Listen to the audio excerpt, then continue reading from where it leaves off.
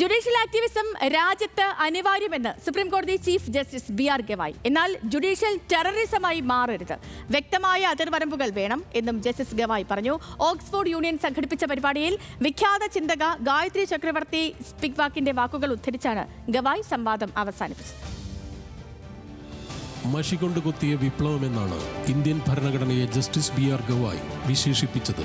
എന്നാൽ ഭരണഘടന കൊണ്ട് മാത്രം മാറ്റിത്തീർക്കാനാവില്ല രാജ്യത്തെ. ചരിത്രം മാറ്റി നിർത്തിയവരെ ഉയർത്തിക്കൊണ്ടുവരാനുള്ള അവകാശത്തിനു വേണ്ടി ശബ്ദമുയർത്തൽ ജുഡീഷ്യൽ ആക്ടിവിസമായി കരുതിയാലും അതൊരു കടമ തന്നെയാണ്, ചീഫ് ജസ്റ്റിസ് വ്യക്തമാക്കി.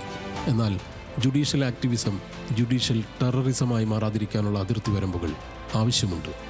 ഓക്സ്ഫോർഡ് യൂണിയൻ സംഘടിപ്പിച്ച സംവാദത്തിലാണ് വിദ്യാർത്ഥികളുടെ ചോദ്യങ്ങൾക്കുള്ള മറുപടിയായി ചീഫ് ജസ്റ്റിസ് ചില ഓർമ്മപ്പെടുത്തലുകൾ നടത്തിയത്.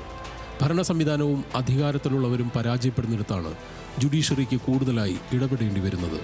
അപൂർവം കേസുകളിൽ മാത്രമാണ് ജുഡീഷ്യൽ ആക്ടിവിസത്തിലേക്ക് പോകാറുള്ളൂ, ചീഫ് ജസ്റ്റിസ് പറഞ്ഞു. രാഷ്ട്രപതി ഭവൻ ചില സംസ്ഥാനങ്ങളുടെ ബില്ലുകളിൽ തീരുമാനമെടുക്കാത്തതും തമിഴ്നാട് ഗവർണർ അമിതാധികാര പ്രവണത നടത്തിയെന്ന തമിഴ്നാട് സർക്കാരിൻ്റെ പരാതിയിൽ സുപ്രീം കോടതി ഇടപെട്ടതും അടുത്തിടെയാണ്. ഗവർണർ രാഷ്ട്രീയ പ്രേരിതമായി പ്രവർത്തിക്കരുതെന്ന താക്കീതും ബില്ലുകളിൽ ഒപ്പിടാൻ വൈകുന്ന സാഹചര്യം ബോധ്യപ്പെടുത്താൻ കോടതി നിർദ്ദേശിച്ചതും വലിയ ചർച്ചകൾക്കും രാഷ്ട്രീയ വിമർശനങ്ങൾക്കും വഴിതെളിയിച്ചിരുന്നു. ഈ പശ്ചാത്തലത്തിൽ കൂടിയാണ് ചീഫ് ജസ്റ്റിസിൻ്റെ വാക്കുകൾ. വിഖ്യാത ചിന്തക ഗായത്രി ചക്രവർത്തി സ്പിവാക്കിൻ്റെ വാക്കുകൾ ഉദ്ധരിച്ചാണ് ജസ്റ്റിസ് ബി.ആർ. ഗവായ് സംവാദം അവസാനിപ്പിച്ചത്.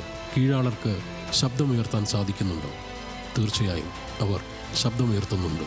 പക്ഷേ സമൂഹം അത് ശരിയായി കേൾക്കണം എന്ന് മാത്രം. National desk, news Malayalam.